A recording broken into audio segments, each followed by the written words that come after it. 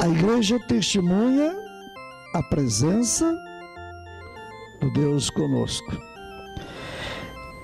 Então nós vamos fazer a celebração da Ascensão. Celebrar a partida. Gente, essa partida de Jesus é só Lucas que fala. O Marcos não fala, o João não fala, o Mateus não fala. Então não é uma descrição, né, geográfica, né, mas é teológica. Então, celebrar a partida de Jesus para o Pai é senti-lo eternamente presente na vida das pessoas e da comunidade cristã. Quando Lucas fala, a gente subiu para o céu, essa palavra céu, a gente pensa que Jesus subiu assim, né? A gente sempre imaginou isso, né? É que a gente tem que ter... Não, quando a Bíblia fala céu, não tem nada a ver com a terra, não tem nada a ver com esse céu aqui. Simplesmente é uma referência à presença de Deus, à comunhão com Deus. Então, sentir a presença de Deus na vida, isso já é o céu. Então é que a palavra céu, ele quer expressar que Jesus é a presença definitiva de Deus na vida. Portanto, aqui na terra, né, quem vive essa presença já está no céu. Então ele não se afastou. Realmente ele morreu, já cumpriu sua missão, já não se afastou. Criou sua morada estável em nosso meio. É o Deus conosco. Cabe então agora às comunidades cristãs mostrar Jesus presente mediante o testemunho. A única coisa que revela Deus no mundo é o testemunho. Então o céu depende do testemunho dos cristãos. Então cabe agora à comunidade ir ao encontro de Cristo na Galileia. Isso é um outro detalhe. Assim como Jesus, Lucas vai, né, escrever um Natal tão bonito, né? Pois é, lá em Belém, né? Lá na periferia, certo? Agora, o nascimento da igreja tem que ser na periferia. Como é que chama? Galileia. Porque Jesus começou o seu trabalho na Galileia. Então, as palavras de Cristo, as ações de Cristo estão agora presentes na comunidade cristã, em favor dos excluídos. Então, quando a comunidade exerce a mesma autoridade de Cristo, como ele falou, vai falar no Evangelho, vocês dão uma olhadinha lá, né, no número 9 lá do folheto, né? Toda autoridade, né, me foi dada no céu e sobre a terra. Gente, essa autoridade significa Jesus é o Senhor da história, né? Então essa autoridade é salvar a todos. Por isso que a igreja cristã, gente, não é raça, não é filosofia, não é seita, não é grupo, não é sociologia, né? Mas então essa síntese aqui é da lá no quarto domingo da Páscoa. A igreja é comunidade natural, homens e mulheres, o lado genético, é pastoral, a missão ética, diaconal. Lembra aquela história do Filipe lá? As mulheres viúvas estavam sendo abandonadas, as gregas. Então, a igreja tem que exercer o serviço diaconal, é um serviço profético. E também é uma comunidade teologal, a espiritualidade noética, né? Sublimidade, pureza, né? Dado para ele, esse poder também está na comunidade.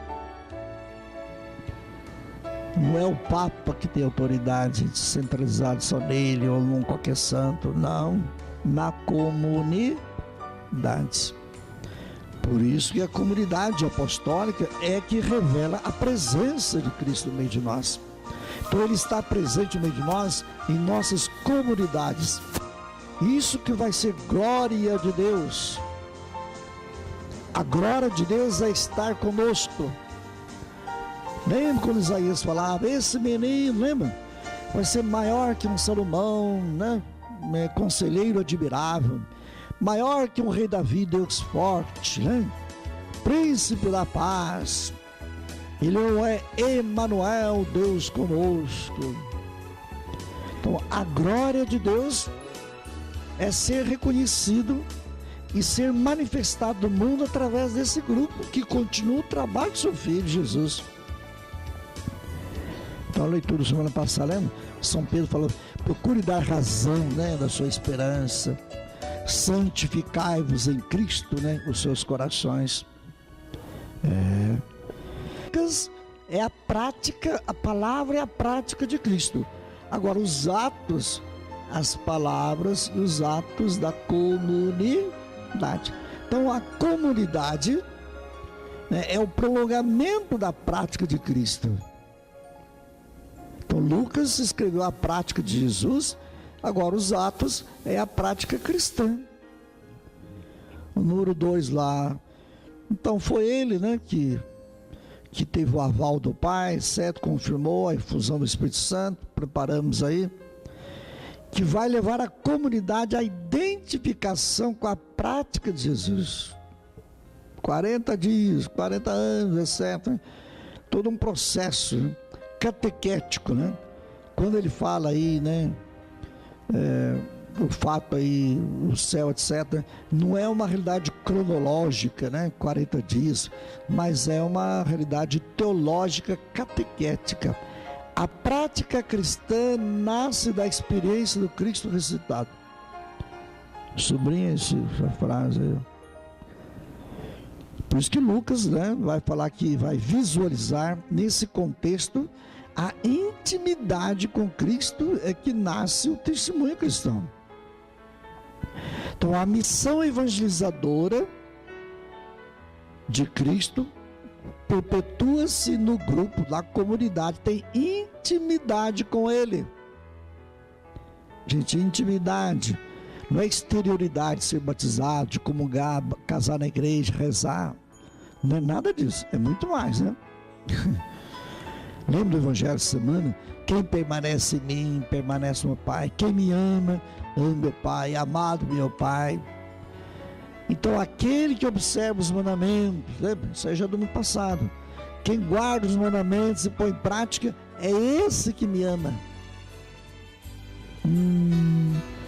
Então, gente, não tem nada que acender vela, trido, novena, essas coisas todas, né?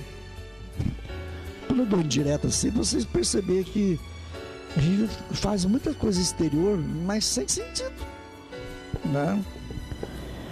Nós temos que visibilizar. Quando você reza terço, se isso visibiliza o Cristo, perfeito, continua. Se você não come carne toda sexta-feira santa, perfeito. Se isso visibiliza o Cristo nesse seu jejum, tudo bem, continua fazendo.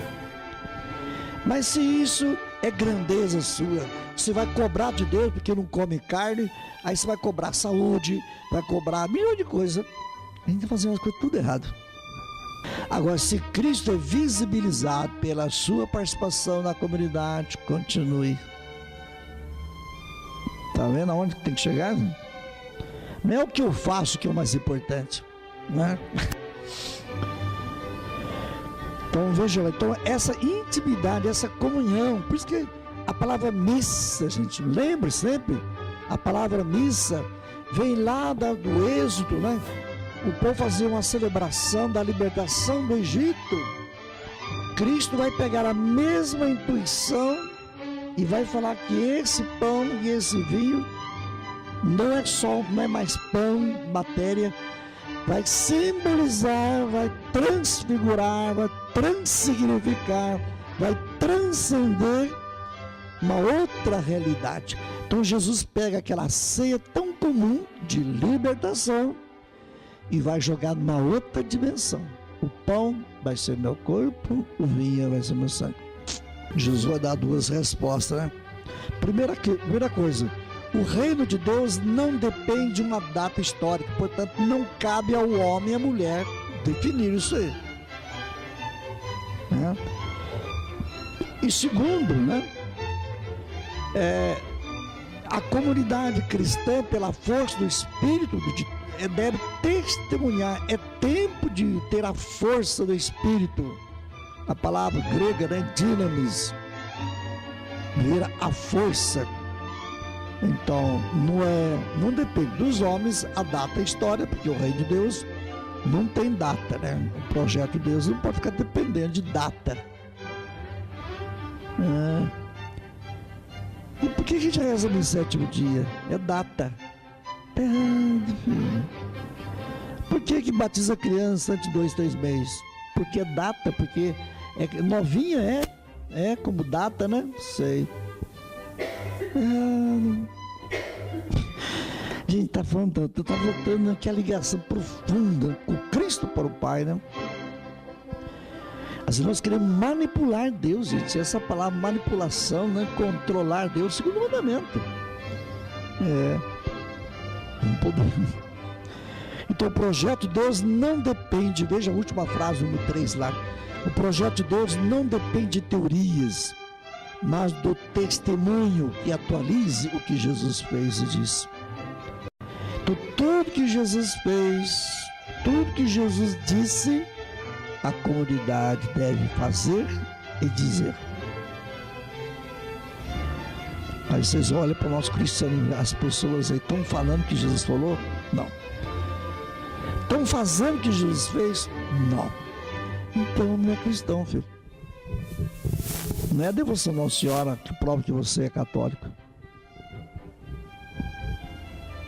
Número 4 lá. Então, em palavras, tá vendo? As palavras de Cristo e as ações prolongam a prática de Jesus. Então, o projeto de Deus está aberto, disponível para todos.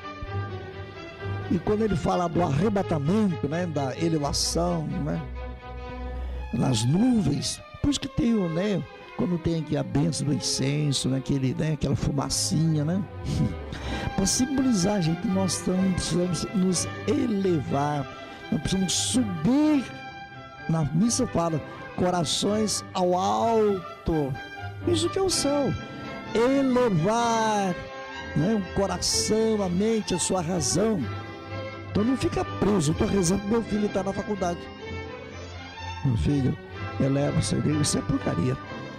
Para frente, joga coisa maior. Então o projeto de Deus tem que entrar na esfera de Deus.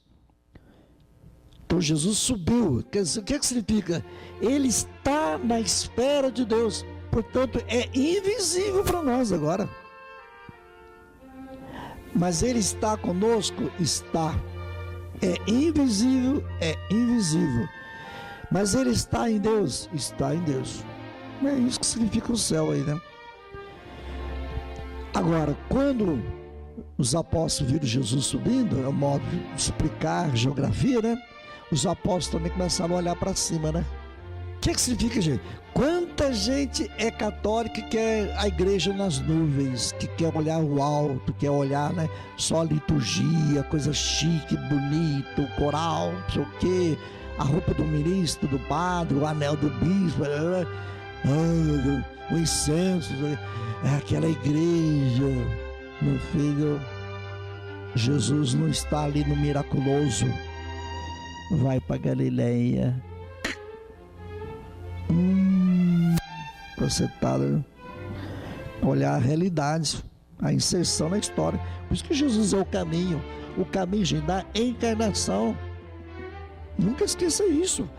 O que faz o caminho? Para nós chegar aqui hoje, passando pela rua aí, vemos até aqui? Pois é, existe um caminho.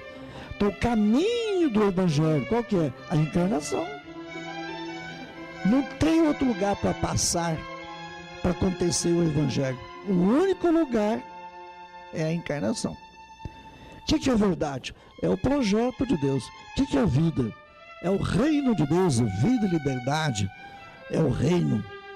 Isso aí já é teologia domingo atrasados, né?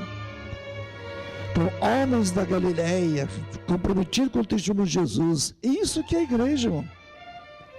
Então é lá que vai preparar, né? Fazer o que Jesus fez, né? E ensinar o que Jesus ensinou. É na Galileia da vida.